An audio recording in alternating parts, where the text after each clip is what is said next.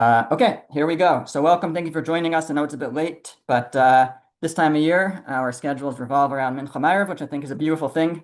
And we appreciate you coming on this evening. I want to special welcome to Rabbi Dr. Jason Weiner joining us from California, and Rabbi Grossman, of course, joining us from Highland Park, I think. And just a quick introduction. I think we have people actually from within our community, but also people outside of our community. So this is the final shiur of the first series of the medical halacha Chaburah that we began a number of months ago. We'll begin another series soon. Rabbi Grossman has been delivering monthly shiurim approximately. Rabbi Grossman is a longtime member of the Greater Washington Community Kollel and lectures all over in many different topics, and we are very proud to have him as a member of our kollel. And this has been a beautiful program that he's run, and I'm happy to share that we are going to be starting a similar program modeled after this that will be a legal halacha chaburah for lawyers and the like, and also led by Rabbi Grossman with his expertise in many areas. And we're excited to share more information about that soon. Joining us from Los Angeles is Rabbi Dr. Jason Weiner. Rabbi Weiner is the Senior Rabbi and Executive Director of Spiritual Care Department at Senior Sinai in Los Angeles, and the Rabbi of Knesset Israel Synagogue of Beverlywood, as well as many other positions that he takes. He's really taking on a role as somebody promoting and spreading Torah with regards to medical halacha. He has many books now that are available, and in particular, I want to point out that he has a brand new book that really relates to our topic, which is called Bedside Halacha, a practical guide for healthcare professionals, and that's available for sale. I'll post a link in the chat if anybody wants to try to track that down. I want to take a moment to express appreciation to Rabbi Dr. Micha Siegelman for really making this happen, and I'm going to turn over the floor to him. He is going to moderate tonight's discussion. Once again, thank you for joining us, and Rabbi Siegelman, you have the floor. Thank you so much, Rabbi Shaps. Can you hear me? My sound was not quite. Okay, great. Perfect. Thank you all so much for joining and being mechazik this program and giving kavod haTorah to our two wonderful speakers who have much Torah knowledge to share with us. Thank you to Mr. Adam Schrag, nurse practitioner, Dr. Aaron Sipis, Dr. Raveen Shore for being partners in crime and helping to organize this wonderful Chaburah. Thank you to Rabbi Winter, to Rabbi Shaps, and to the Greater Washington Community Kollel for bringing so many wonderful Torah learning opportunities to the broader community in the Greater Washington area and beyond. It is an honor to moderate a discussion with two significant Talmidei Chachamim and rabbinic leaders, and I really thank both Rabbi Grossman and Rabbi Weiner for being so generous with their time, sharing their expertise with us tonight and in general, and being so wonderful to work with throughout this process. This is my first foray into moderating or interviewing, so we'll see how I do. Maybe I have a future in podcasting. We'll determine that afterwards. So the way we're organizing this is we're going to start with sort of three sections to the questions and answers. Thank you to everyone who submitted questions. I think like we usually do, people can put questions into the chat, and then maybe at the end people can have an opportunity to ask live questions, but we're going to focus most of our time on the questions that people submitted through the form that was available. So we'll organize the questions into three sections. First, we will start with three, what I would say are bigger picture questions and medical halacha, things that weren't necessarily covered in the first 5 shiurim, but are kind of like bigger picture things that we'd love to hear from both speakers on. Then we'll move on to a series of, I think, shorter and like very specific halacha l'maisa type questions, very specific shilos. And then we will end with also a bigger picture question, and that one about technology. We'll aim to spend an average of about 6 to 8 minutes per question to get through all of them. I think for the bigger picture questions, we could allow up to 10 minutes between the two speakers, combined, if needed, because I think the halacha l'maisa questions probably will go a little faster. So but probably averaging 6 to 8 minutes, I think would get us there on time would be perfect. Okay, without further ado, I will just mention that thank you to Rabbi Weiner and to his publisher for making available also a coupon with the sefer that Rabbi Shaps mentioned, and so we'll put the coupon code into the chat or make that available as well, besides the link. Okay, I will start with these three questions. I will direct the first question to Rabbi Weiner, and both speakers will have the opportunity to speak about each of the questions. Okay, Rabbi Weiner, what area of halacha are people generally too lenient about, so too quick to violate Shabbos, and vice versa? Where do people tend to be too strict and not violate Shabbos quickly enough for the purpose of pikuach nefesh, saving a life?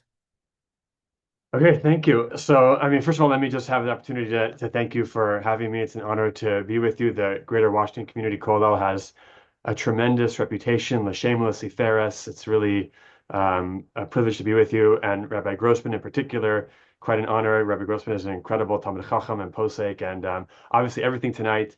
I'm here just to share some of my personal experience, but halacha l'maisa, the bottom line, I totally defer to Rabbi Grossman on everything. I'm just going to share some of my own, experiences. But you have incredible kavod to have someone like Rabbi Grossman speaking to us tonight. From my impression, in terms of the first question, what are people, too lenient about, and what are they too strict about? So I wasn't sure. I'm not totally sure if we're referring to specifically to healthcare professionals or to individuals in general, but I think we're focusing especially on healthcare professionals, right? Yeah, and I think it could be by. I think the lectures until now kind of have focused on both of those, so I think you're welcome to take it in either direction. Yeah. Okay. Something that I've noticed, and I mean, I want to be clear, like I have the utmost, and hopefully that will become clear tonight, the utmost respect and appreciation for healthcare professionals. And I think it's essential that we have from healthcare professionals that are able to practice and take especially, culturally sensitive, halachically sensitive care of from patients. And we need to do everything to ensure that they are able to practice medicine, as we'll discuss. One area, the truth is, it's also a Mishnah Berurah. The Mishnah Berurah was complaining about this 100 years ago, and I think it's still an issue. But one thing is that I've noticed, we say that Pekuach Nefesh, Shabbos is Dechuya, Eitzel Pekuach Nefesh. It's not Hutra, it's not totally pushed aside, Hilchos Shabbos. It's just as much as you need to do to save a life, you can do, but not everything. It's like, I remember when I was a teenager, my rabbi's wife had a baby on Shabbos. And then after Shabbos, we saw him, and he was like, "Oh, it was great! It was amazing!" I was like driving, and it was Shabbos, and I saw people walking to shul, but I was driving. I said to my wife, "Can we just stop at McDonald's? Now's my chance to try and make, a cheeseburger." He was joking. Obviously, he was like, "Is it just because you're driving on Shabbos, therefore everything's allowed?" No, obviously not. We don't say it's just do whatever you want. It's you do whatever you have to do. And one thing that I've noticed that's I think a little bit of an issue is that oftentimes people have this sense when they're working on Shabbos because they're a healthcare professional that like everything's allowed. And I just, whatever I need to, whatever I can just do it. I'm working anyway. So, and especially when it comes to returning from the hospital on Shabbos. I know it's a machlokes, but in general, we paskin that a person, if they absolutely have to go home from the hospital, they could do derabanans, but not isuri deraisa, they cannot violate Torah prohibitions. But I'm not sure that everyone is as careful about that as they could be. And sometimes, healthcare professionals might just drive back home on Shabbos when they could have, let's say, taken an Uber or walked or something like that, where it would be much easier to justify. So that's one issue where people kind of treat Shabbos as hutra, and they shouldn't. We still have to be careful. We still have to remember that it's Shabbos, especially after the Pekuach Nefesh episode occurs. And that's where I think that we're too lenient, and something that I've been, kind of trying to encourage better observance about in my community. An area where I think we're too strict. Maybe I'll tell this with a story. I remember once there was a man in our hospital, a very fine Talmid Chacham, learned in I don't give away too many details, but learned in the finest yeshivas in the world today, and he had a very horrible problem, which was that it was very sad. His wife was dying from cancer. In fact, we didn't know this at the time, but the shayla that I'm about to share with you, it ended up being her last Shabbos of her life. We thought it was coming, but we didn't know this would be the end. And he had this problem that he wanted to be with his wife and spend Shabbos with her in the hospital. She wanted him to be with him, but they also had small children at home.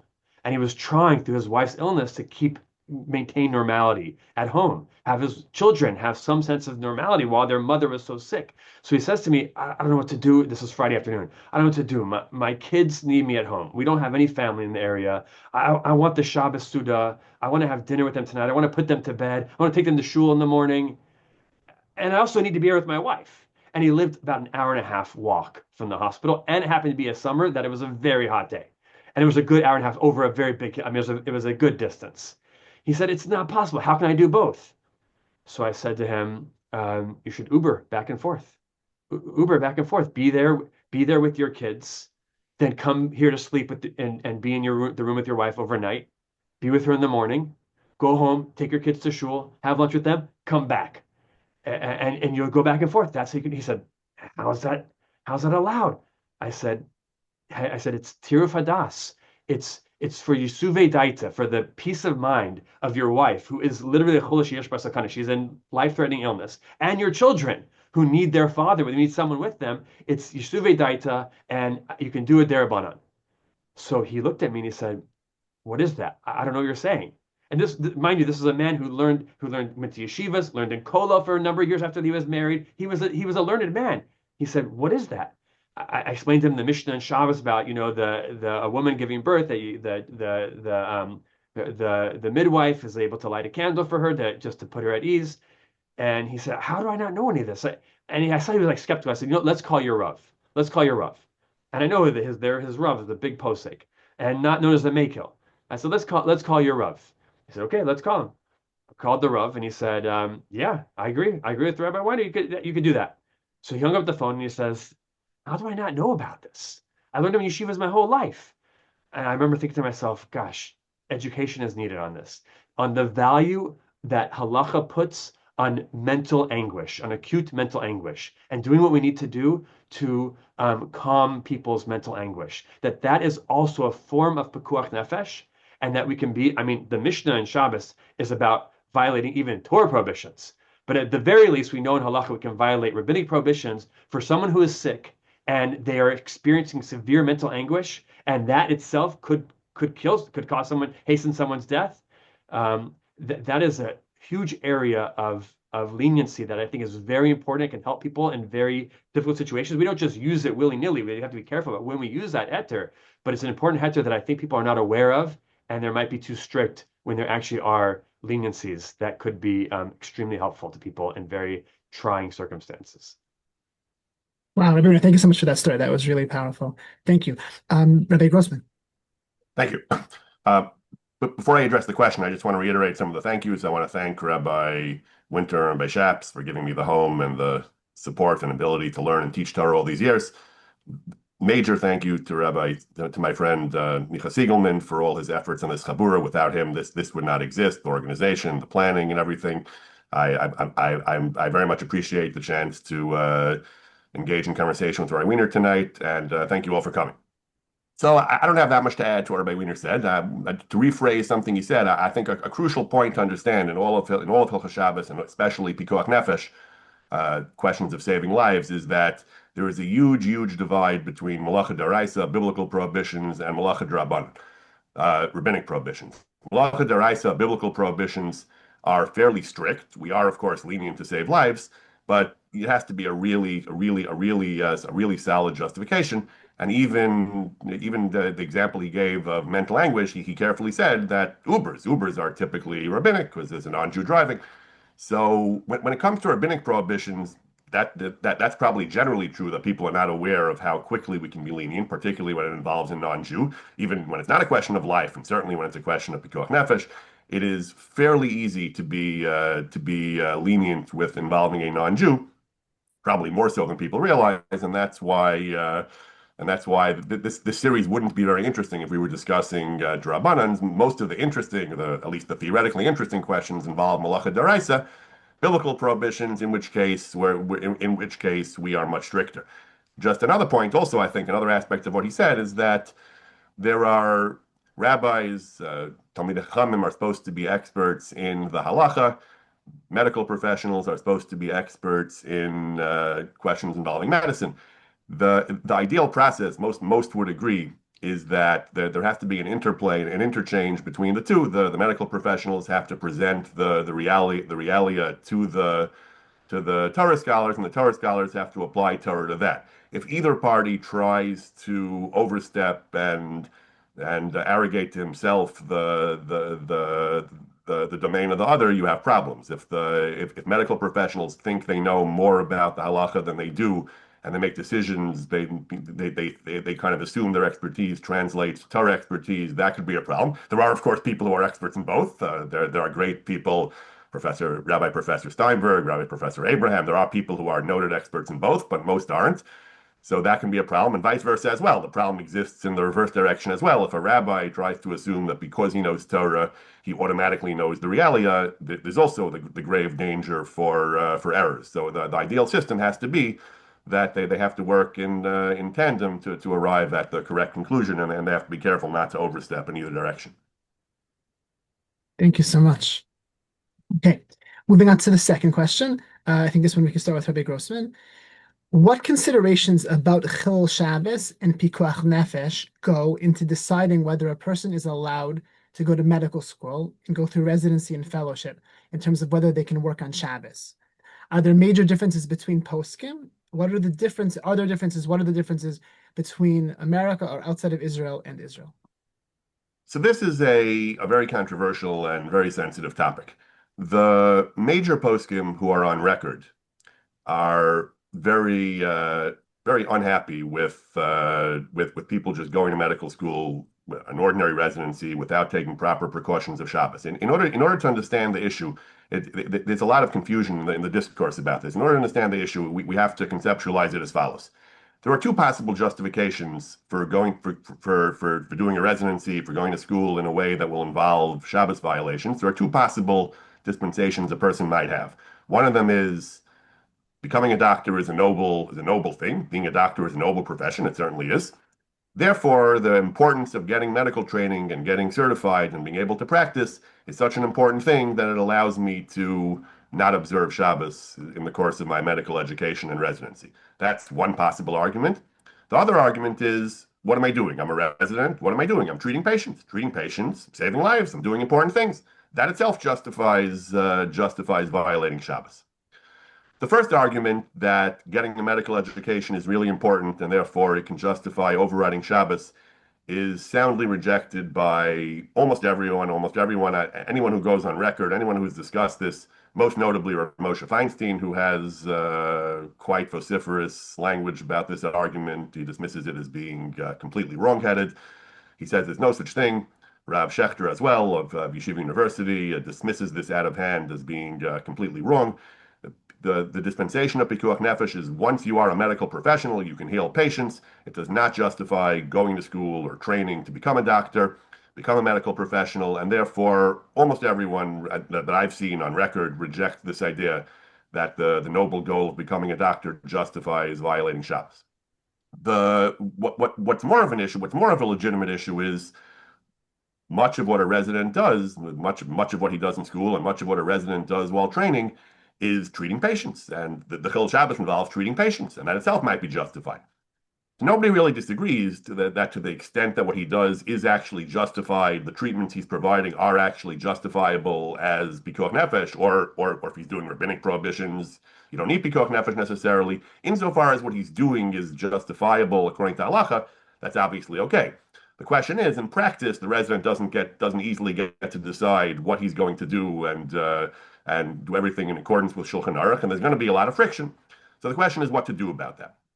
Some poskim, Rav Schechter is famously strict about this, says there is absolutely no justification for a resident to do anything that's not justified by halacha. If he can't get a proper residency without keeping Shabbos, find a different profession, Rav Schechter says. And in general, most poskim either require Shomer Shabbat. Most poskim who are on record, who we have first statements from, either require Shomer Shabbos residencies, or barring that, the hospital might not officially call it a Shomer Shabbos residency, but if they're willing to work with you and allow you to do only what you can do al pi halacha, then that could be justifiable as well. In order to do that, you have to A, know the halacha yourself or have someone, have a rav that you can consult with.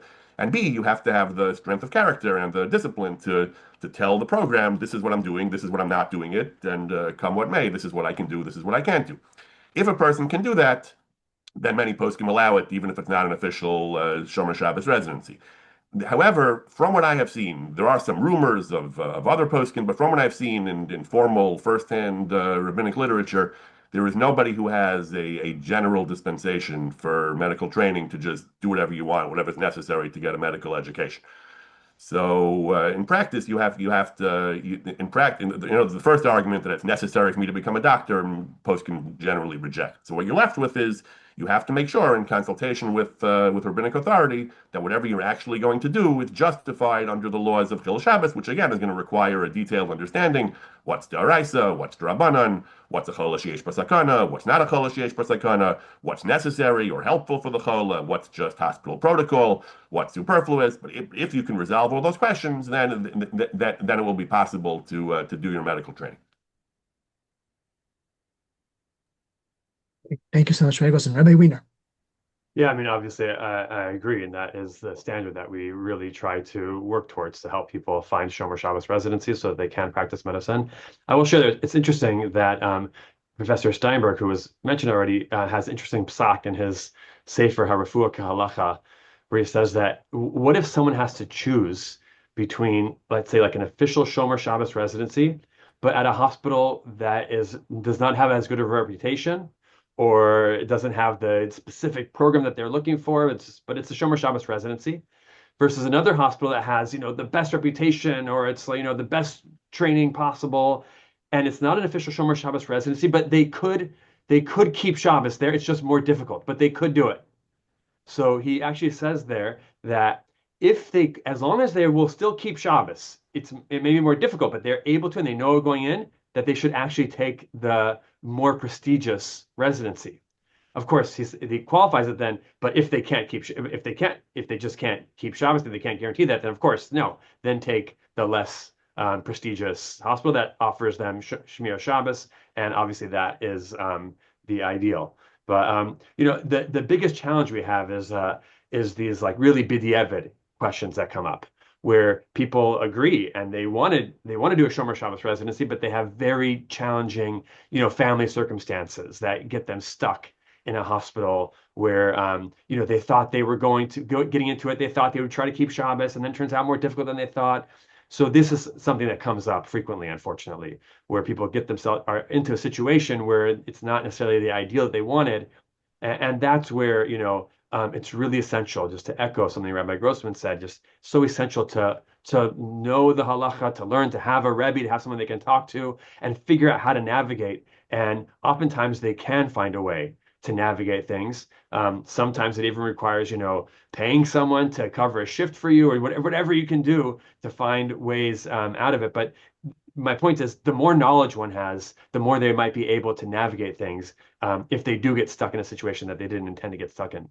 So knowledge is definitely a key to being able to keep Shabbos, especially in these challenging circumstances. Thank you so much, Rabbi Weiner. If I can just add a brief comment to what Rabbi Weiner just said, the psak mentioned in the name of Professor Steinberg is often attributed to no less a figure than Rav Moshe Feinstein himself. Rabbi Moshe David Tendler and Dr. Fred Rosner published a ruling from Rav Moshe where people asked him which hospital should he go to, the one that's more Shabbos friendly or the one that's better.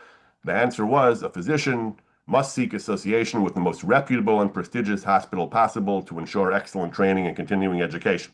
They followed up, however, by saying, of course, that doesn't mean compromising on Shabbos. That means if it's less comfortable and less friendly, but you can still keep Shabbos, then the better training should be preferred, which is exactly what we heard, which is exactly what Rabbi Weiner said in the name of Dr. Steinberg as well. Wow. Okay. Thank you so much. Okay. So the third question is, it's similar to the second question, but a little bit of a different twist. So this one we'll start with Rabbi Grossman. So what considerations about Chil Shabbos and Pikuach Nefesh go into deciding whether a doctor can work on Shabbos? What are the differences between America in Israel. So I just a word of just to explain it. So I guess you could take the question however you'd like, but I guess maybe one angle to the question would be, even if you could be Mechal Shabbos, should you? Like, should the doctor try to get a different shift that, switch, or, to what degree should he put in an effort, even if what he'd be doing would be mutter, but if he could avoid it altogether, is it better? And maybe that's one angle to this question, but welcome to take it however you would like. Okay, so I'll give a few basic principles, and I'll let Rabbi Weiner get into some of the real world applications of this. So Chilul Shabbos, of course, is not just permitted certainly if it's a chol sheyesh b'sakana, if someone's in mortal danger, it's not only permitted, it is a mitzvah, it's an obligation, you must do it. And certainly if you're dealing with patients who are whose lives are in danger, it is absolutely mutter. Most poskim, the general consensus, you shouldn't even feel bad about it, you shouldn't even feel any kind of guilt after you did a mitzvah. There's no Avera. That's great. If another person can do it, if there's another doctor available who's a non-Jew, then that we discussed earlier, there's tremendous debate going back to the Gemara, the Rishonim, the Achronim, whether it would be ideal to have a non-Jew do it or not. We generally say that it is preferable to have a Jew than a non-Jew. We don't want people to get the idea that Chilul Shabbos somehow is a b'diavad, is a last resort. We want people to understand that it's a first class hanhaga. It's the correct thing to do. It's absolutely the right thing to do.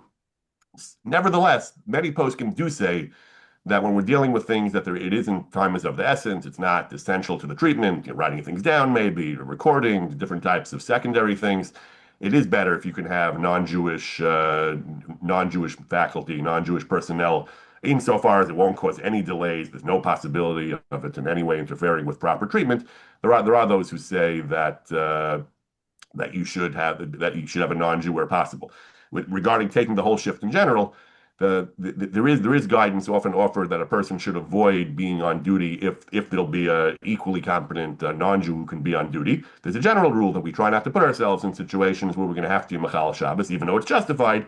It's better to avoid it if possible. So if there is a fully competent, equally good physician, it's better to arrange your shift so you don't have to. There's actually a fascinating discussion whether it's better to arrange your shift to switch with a non-religious Jew.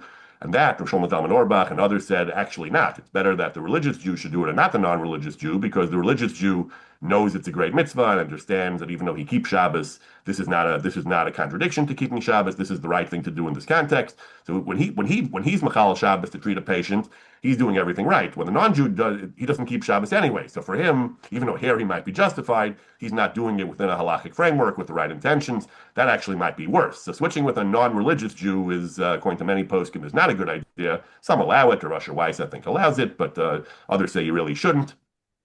Ramosha Feinstein also distinguishes in a tshuva between cases where you're the only doctor or the patient has specifically asked for you. We discussed the principle earlier that the halacha does not treat medical professionals as fungible and interchangeable. Halacha says that if the patient wants a specific doctor, he should get him if he's a chol sheyesh b'sakana, because we don't assume that they're commodities and are interchangeable. However, if he doesn't ask for anybody, then yes, then if there's another equally competent doctor, he should do it. Ramosha actually says that you shouldn't list your number and you shouldn't publish your availability to be available on Shabbos. You should close your office if there are other medical professionals who can handle the caseload equally well. You shouldn't advertise. So once they come to you, you can treat them. If they want you can treat them. But in general, the point is, Rabbi Weiner discussed earlier the question of hutra and hudcha, whether we view Chilul Shabbos as completely mutter or only when absolutely necessary. Poskim have a lot of debate about how we go on that, but in general, the idea is that, broadly speaking, I think it's fair to say that if you can set up the system in such a way that will minimize the Jew's Chilul Shabbos without in any way compromising the treatment he can provide for others in need, for Jews in need, you should do that. But if it's necessary, then he can do it. Of course, it's crucial to understand the difference between Daraisa and Drabanan. Doing Drabanans is much more justifiable, not automatically justifiable, but much more justifiable.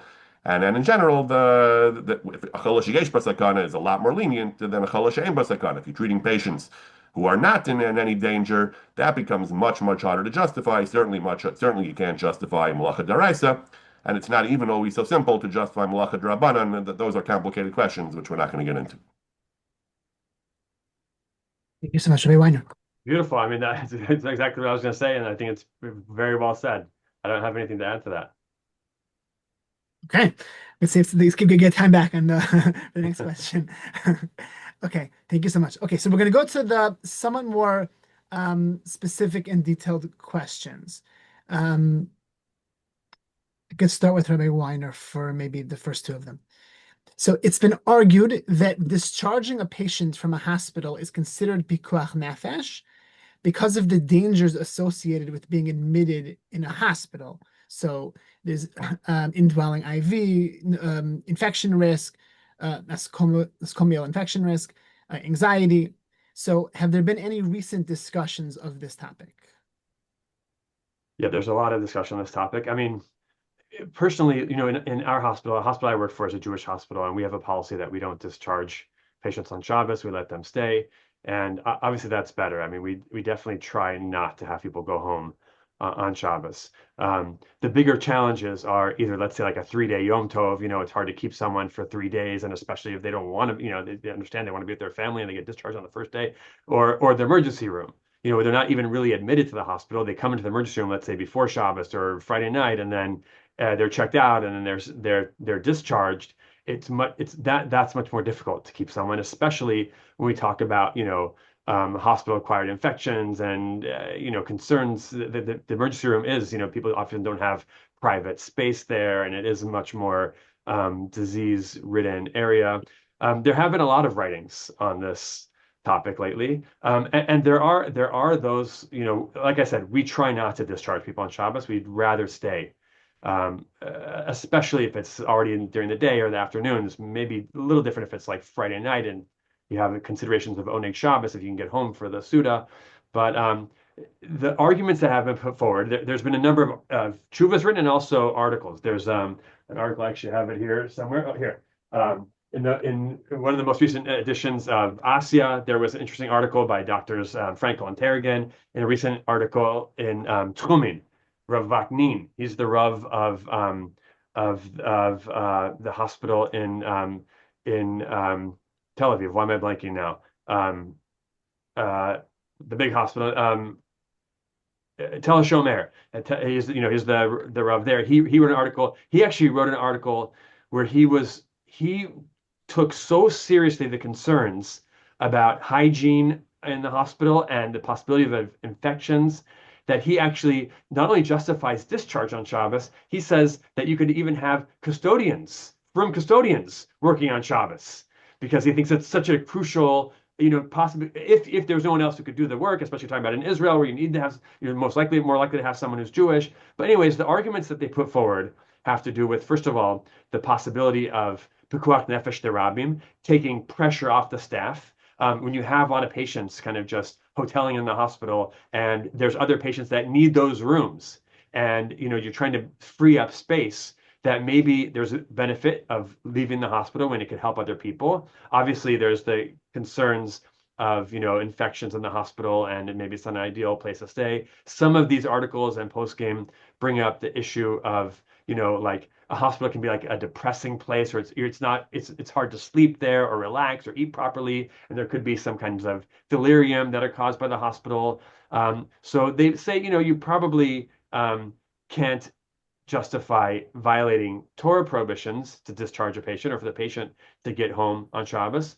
But and especially not if it's just a matter of a few hours. They've been there already for 10 days. Is another 6 hours going to really increase the likelihood of a hospital-acquired infection?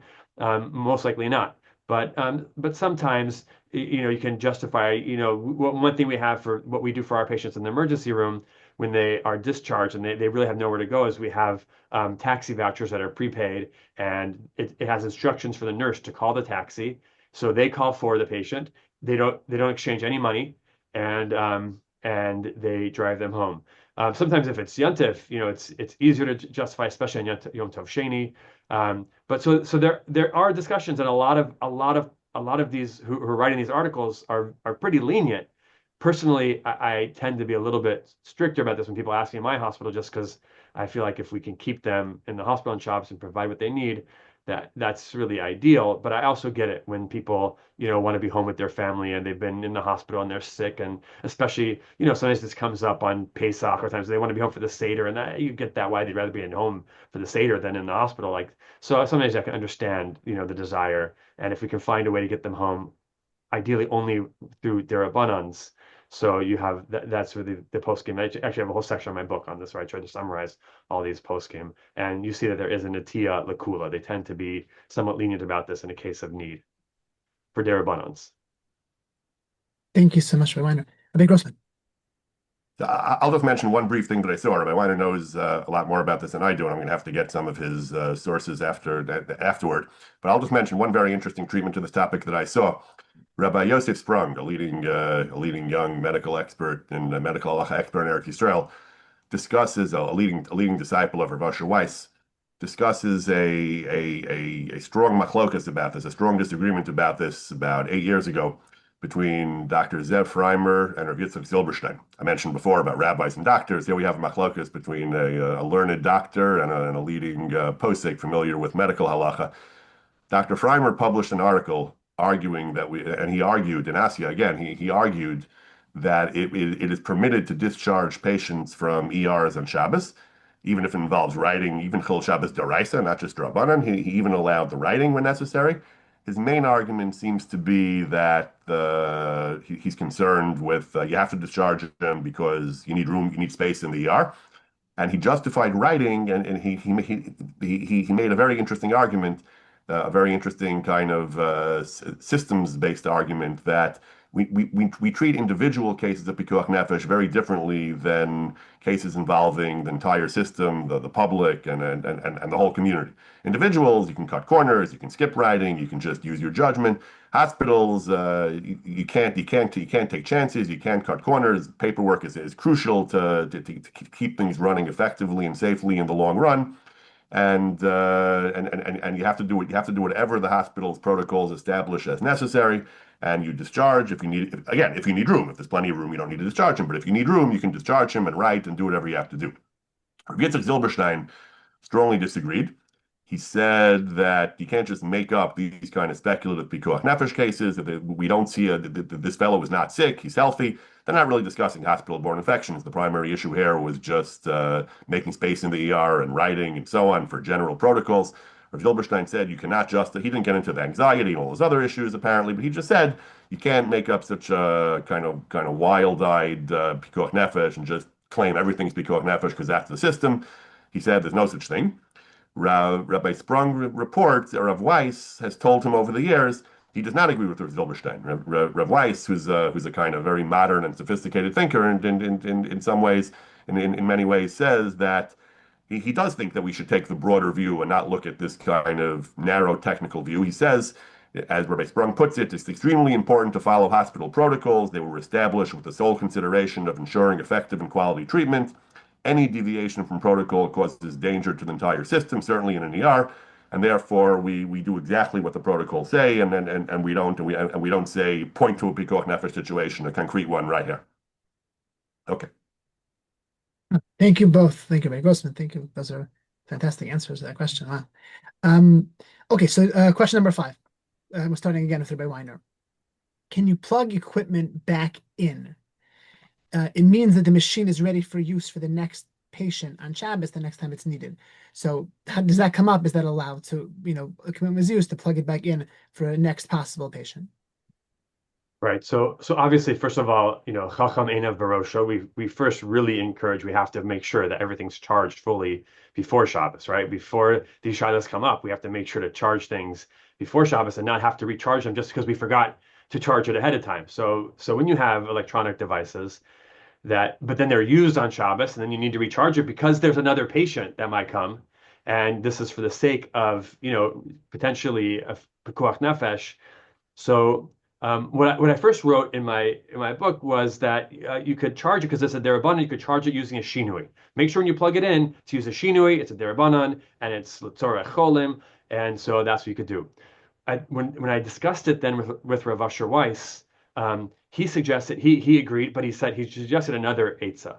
Oh, so yeah. So he suggested that the ideal would be to have a timer, and that the timer is on sometimes and off other times, and that it be plugged back in only at those times when it's off, and then it will turn back on and then recharge. But that would be the ideal. And that's what we've done with some residents. I had a resident recently that they have a phone that they gave him on Shabbos to use, and it was always by the end of Shabbos um, out of power. And so he's able to have in their residence room a timer, and the timer goes on and off every hour. And so they just plugged it in those hours when it was off, and then it would soon turn back on and then start the charging. But other than that, still, many poskim allow in these cases of pikuach nefesh and l'tzorech cholim, since it's a derabanan of electricity, to plug it in with the shinui. Obviously, though, to remember to charge things ahead of time. Sorry, just one follow-up question. What would the Yeah. shinui be?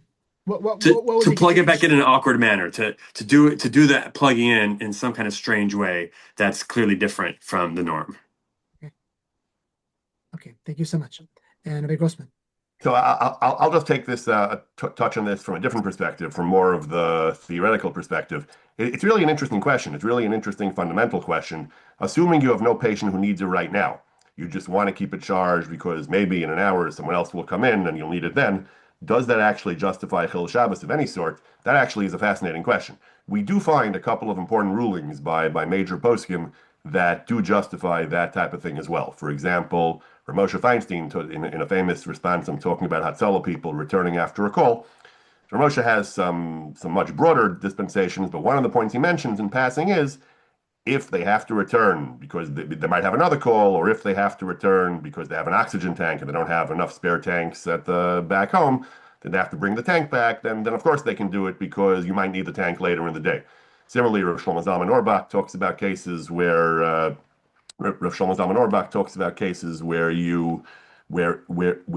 he wants to allow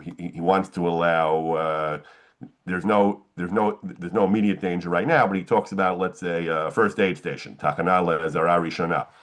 And every day there are people who need their treatment, but right now there's nobody there. Could you be Machal Shabbos to make sure they're available and to make sure they're set up? He says yes, because he's inclined to say yes, because even if you don't have a Pikuach Nefesh situation right now, if you have reasonable anticipation that it will arise, that justifies even Malacha Deraisa potentially. He may not be exactly sure about this, he proposes it, but this itself is a very controversial point, a very sensitive point, because other poskim in other contexts very sharply repudiate the idea that we can just do things today because in the long run it'll help save lives. Autopsies because it promotes medical science and stuff. Poskim are not so happy just giving a general dispensation to do things now because probably if we do it this or now, it'll help us save a life in the future. That poskim are not so quick to do, but in cases like this, like Ramosha and the oxygen tank, or Shlomo Zalman and the first aid station, in cases where, based on demographics and statistics, it's extremely likely, it's quite probable and quite foreseeable that there will be a need for what you're doing now in the short-term future.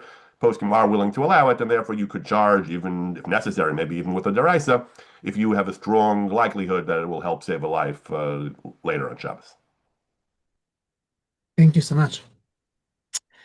Okay, so two more of the quicker halacha l'maisa questions. So by Weiner, if a person is going to the hospital on Shabbos for a pikuach nefesh situation, so now this is the patient now, this is not the healthcare professional.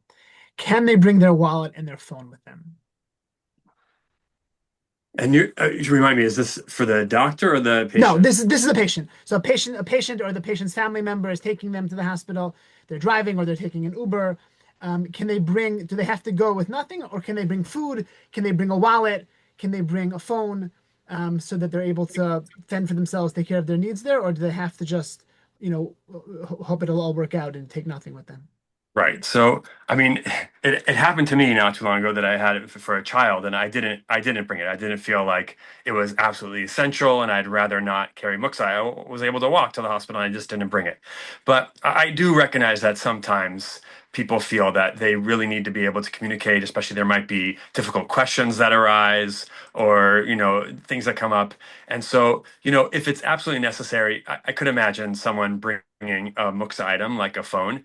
Obviously, carrying it either in a bag where you have tiltul davar acher, like you have a bag full of muksa and non-muksa items, or kalachar yad, like putting it in their sock.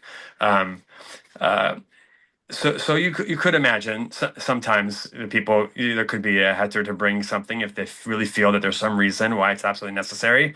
And the truth is, I mean, we're talking about patients now, but for healthcare providers as well, if it's for the sake of a chodesh yesh bo sakana, for a dangerously ill patient, and they need to bring something like their hospital ID. Let's say they're in a situation where there's no eruv. There could be, you can imagine cases. It depends on the need. If it's something essential and potentially life-saving, that like such as a card that contains one's medical information, you can imagine there being times when the person's in a rush that they should bring it. But if it's someone has extra time, or it's not essential, or the person, it's not such a serious illness, then obviously there's less room to allow it. That's how I would deal with it. Yeah. Thank you. Rabbi Grossman. I was going to say largely the same thing Rabbi Weiner said. I would just add a couple of small points that the last point he made, that if it's a chodesh yesh b'sakana and it's important, like an ID or medical information, it's mutter, it's permitted. I would just add, it's obvious, but I would just add that certainly if the patient is not going to get treated without it, it's certainly okay. But even if it'll take 5 minutes longer sometimes, the doctor will get into the hospital, but it'll take him 5 minutes while they verify him. The halacha is you can machal Shabbos to get there 5 minutes earlier also if it's a chodesh yesh b'sakana or a Moshe. And the Hatzalah Tshuva says even if you can walk, but if the car is faster, or if you'll be exhausted from walking, and for anything that can provide even an incremental, the better likelihood of saving his life or getting there faster if time is of the essence is mutter. So anything that'll help you get in there for a chodesh yesh b'sakana or get in there faster is fine. Things that have no benefit, Rav Zilberstein and Torah Yoledis divides things into 3 categories: things that are necessary, things that are very, very important to you, but not strictly necessary for Pikuach Nefesh, things that are just luxuries. And he has, again, different levels of Shinui and Drabanan and Deraisa. Once again, it's very important to know what's Deraisa and what's Drabanan. Most cases of taking things to the hospital will not involve Deraisas. As Rav Zilberstein, I think, notes, we don't really have Rishus Rabim Deraisa, so even carrying is generally only going to be Drabanan. Muktzah is Drabanan, even before you get into Shinui.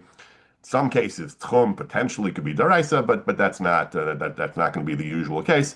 So in practice, you're usually dealing with Drabanans, and so certainly for a chodesh yesh b'sakana, you can be lenient. Even for a chodesh she'ein b'sakana, there with shinuyim and other things, there's more basis for leniency. But once again, this might be an issue that people need to be more careful about. People shouldn't just think, once I'm going, I'll just take whatever I need. Poskim generally recommend don't take things that you don't need, and carefully consider. Again, don't carefully consider it if it'll slow you down on the way to the hospital for a chodesh yesh b'sakana. But if you can plan beforehand, or if time is not of the essence, you really shouldn't take things if it'll involve carrying outside, or if it'll involve muktzah. You really shouldn't take things that you don't need, and you should try to take things only that you actually need. Thank you so much. Okay, so Rabbi Weiner, so are there situations when it's reasonable to wait until after Shabbos? So there's an emergency, but it's close to minutes before, or maybe a few hours before the end of Shabbos, where you aren't sure what, or you might have waited, even if it would be during the week, for a bit to see how it progresses. So how should you make those types of judgments on Shabbos?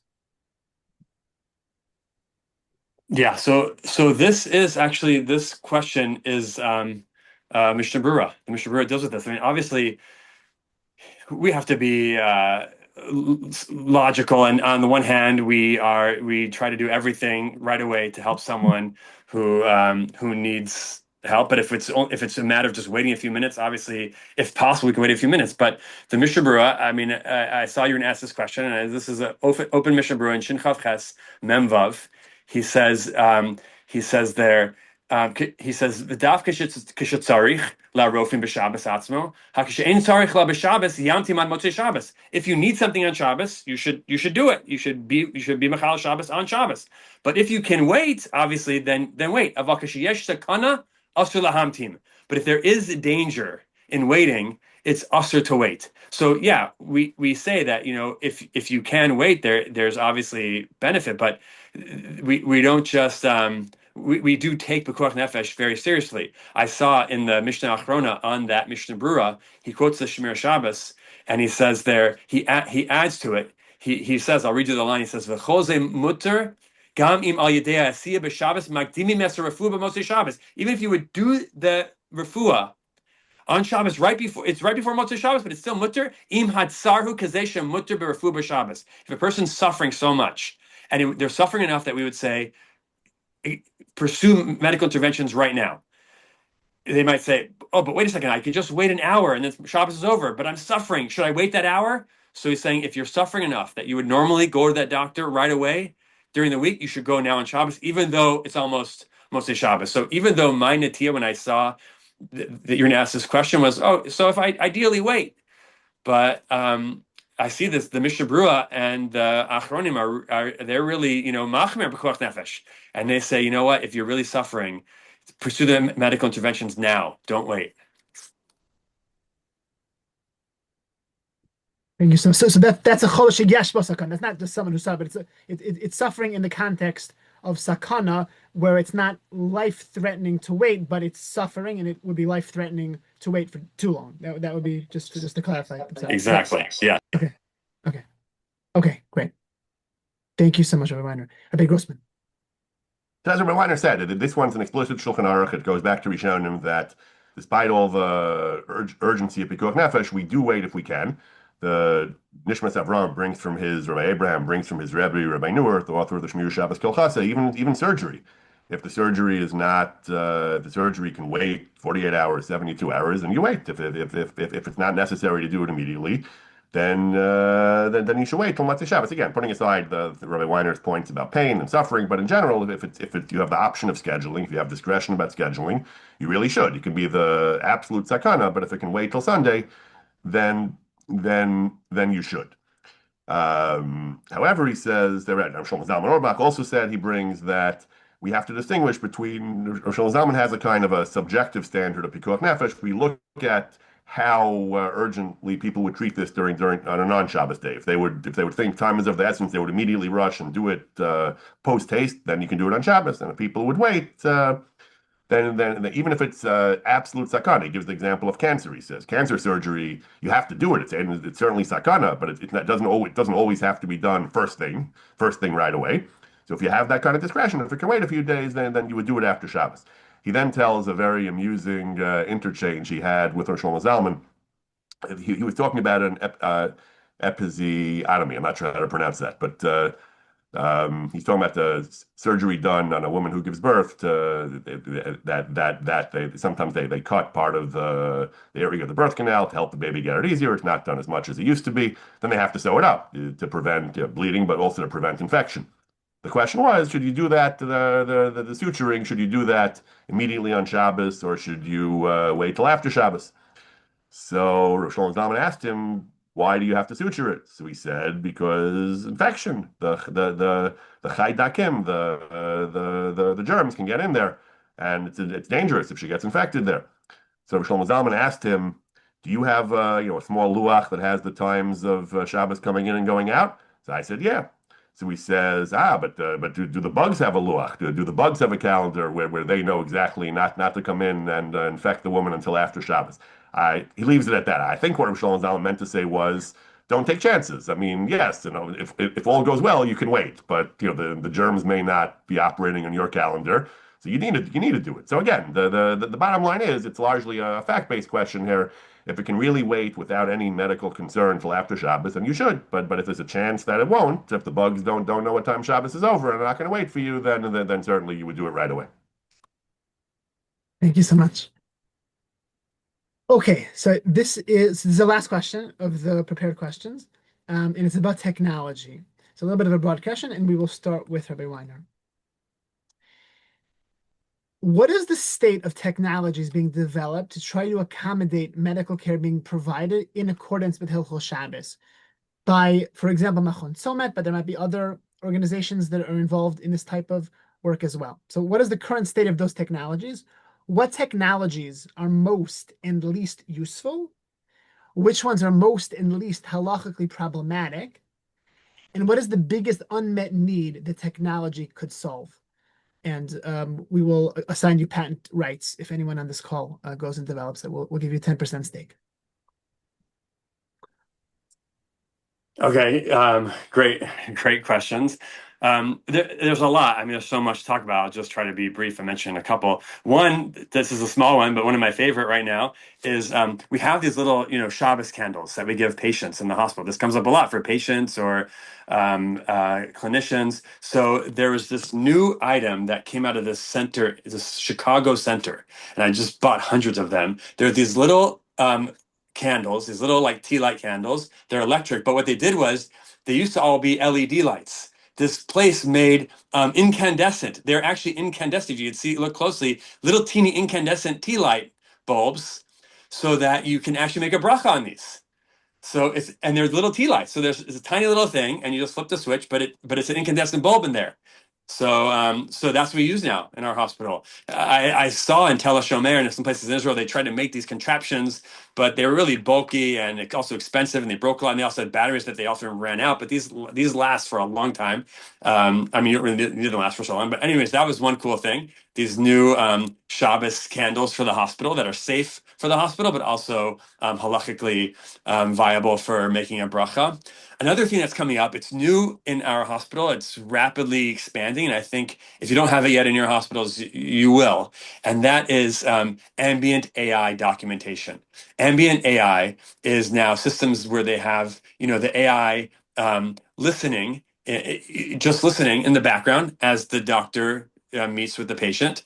And then it's composing the chart note. It's listening to everything, summarizing it, creating a chart note. By the way, it's not just creating a chart note, it actually can diagnose. It can diagnose even from the patient's voice, even cardiovascular disease, just from the voice of the patient. It's incredible technology. So the issue is, obviously Shabbos, having the AI listening in on the conversations with the physician and the patient, or whoever it is, the nurse, social worker, and doing this. The truth is, I discussed this with Rav Asher Weiss, with Rav Newberger. I had my Sefer, I had him review everything in the Sefer before I published it. Rav Newberger and I discussed this with him and a couple others, and they all felt that actually of all the ways, if a doctor has to chart, is working on Shabbos, and they have to chart. Obviously we tell them, if you can wait until after Shabbos, you should wait, but sometimes that's not a possibility. Also, sometimes, it's needed, the information is needed to be in the chart notes. So this is the best way to chart of all the options. Obviously, writing with a pen and paper, that's the worst, right? That's real ksiva deraisa. Typing on a computer, okay, that's a little bit better. Sometimes you have to turn the computer on though, and there could be issues, and you're still doing an action. But you're getting your chart note done without doing anything, right? So you don't have to type a note. You're not explicitly intending for the recording because you're just talking to the patient as you normally would, and the participants just speak naturally rather than right to the microphone. So all the posting that I discussed this with felt like, first, this is a type of writing that's a derabanan, ksiva of derabanan, because it's talking, so it's therefore a shinui. It's it's a psik resha, but it's not a direct writing. So therefore, you have a shvus to shvus, a rabbinic of a rabbinic, and that it's sort of in a way a misasek because you're just doing your action. You're not intending to write. You're just talking to someone as you normally talk. You're not focused on the recording, right? And I mean, it probably happens to a lot of rabbis when we're speaking in the shul. There's people in the shul that have hearing aids. We're not intending to talk to the hearing aids. It's very different than talking to a microphone. That would be different. But if someone just happens to have a hearing aid in their ear, it's more of a misasek. And so in a hospital setting, it's a case of necessity. And the patient's really, it's obviously a chola. They're in the hospital, so you can permit rabbinic prohibitions with this type of a shinui. So that's a really interesting technology it's spreading rapidly, and I'm sure it will be everywhere soon. Like it saves a lot of time for the doctors, and it could be more accurate, though it's still not perfected. We've had already some issues with it. The other big area, I'll just mention one other thing, just that we still need to accomplish. I haven't figured this out yet. I have some ideas, but they're real science fiction. But the big issue that I always have with patients every Shabbos, they're always asking me about, is their bed and their call button. How do okay, so you can do it with the shinui, but people are really uncomfortable. They want to call for their nurse. They want to be more comfortable in their bed. Is there any way, I visited Weiner Yeshua hospital in Bnei Brak. That's the Haredi hospital in Israel. It's fascinating. They do it, at Shaare Zedek, they do everything with grummas. Everything's a grumma there. When the doctor goes to swipe their badge, they have to hold it there for a few seconds, and the thing turns off and on.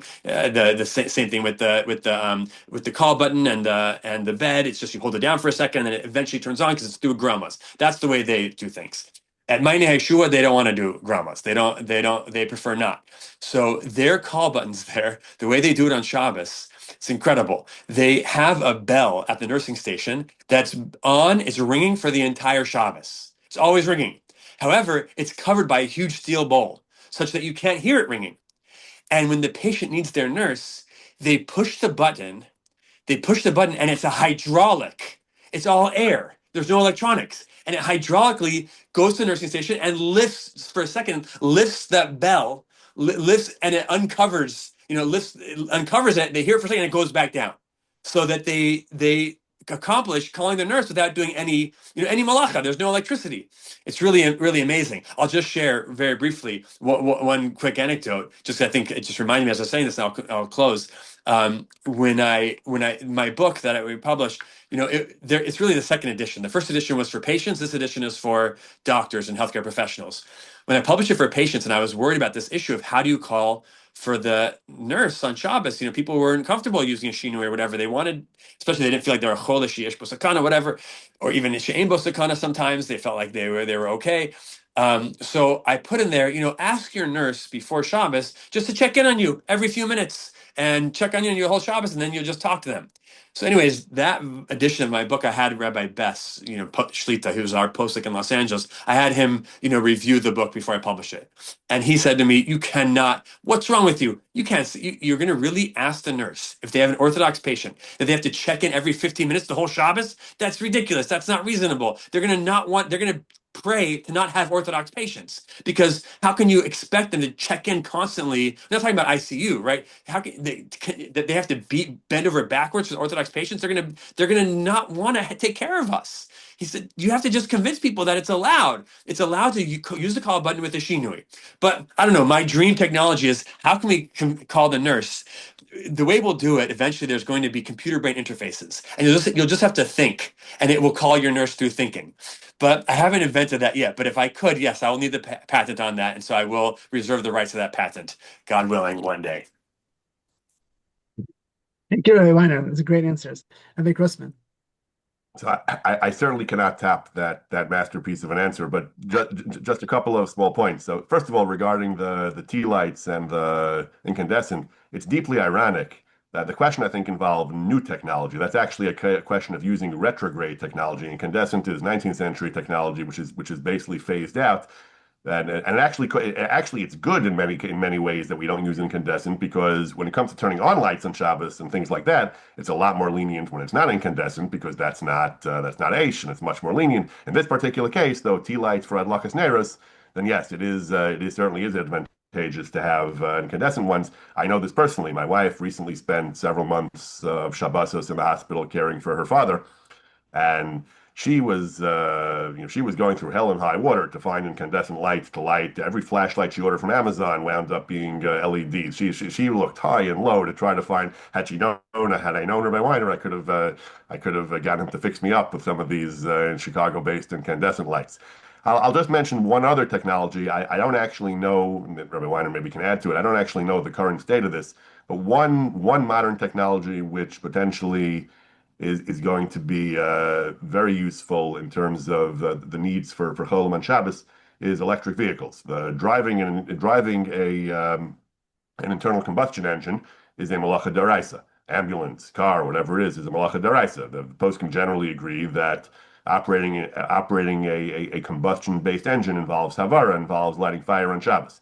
Electric vehicles generally don't. There might be other issues of the circuits, drabanan. Maybe some poskim would say it's daraisa, but many poskim would say that an electric vehicle is only drabanan. We certainly aren't going to allow electric vehicles for general use on Shabbos, but for ambulances or for cholesh yesh basakana, many argue that to the extent that EVs are practical, that they would be preferable. The question is, again, an ambulance is a large, heavy vehicle, and it's difficult or impossible with current technology. I don't know the current state of the art to get one working on an electric vehicle basis. And anyway, they're still more expensive in general. So then the question that touches on some very important questions of how much extra do we have to spend if we have the luxury of doing so before Shabbos. to what trouble do we have to go? How much do we have to spend to find solutions that will minimize the Chil Shabbos from Deraisa or Drabanan, if it's anyway Hutra or Dechuya? But this is an issue that people are currently grappling with. Should we? How hard should we push for the use of electric vehicles to minimize the Chil Shabbos, to eliminate the Chil Shabbos when necessary of internal combustion engines on Shabbos?